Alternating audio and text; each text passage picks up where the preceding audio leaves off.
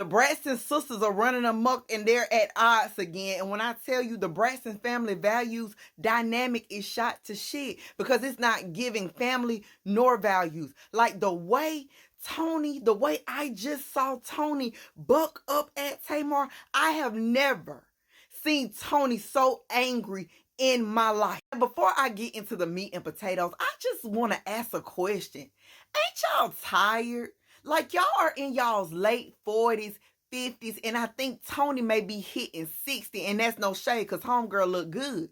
But ain't y'all tired always being at odds with one another? I really thought that after Tracy passed away, it would have brought y'all together just a little bit. Here we are 14 years later since the time Braxton Family Values first aired, and y'all still acting like y'all ain't got good sense. But anyway, let's get into it. I don't know if y'all remember last year when Tamar's niece, I think it's Michael's daughter, Ashley, came out and said that she wanted to speak about the abuse that she had to endure when she was 16 years old from her auntie's husband. We are believing and we probably know it was gay. Ashley was ready to tell her story and she was going to tell it on Tamar's podcast.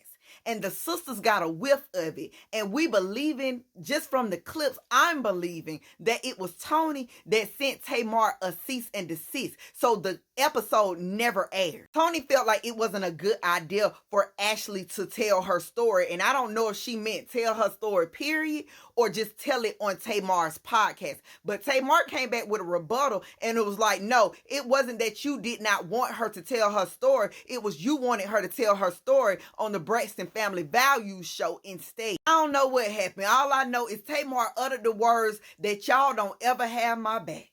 And Tony wasn't having it. She said, baby, not on my watch. And she got pissed off to all pissosity. All I heard her say was, don't effing go there.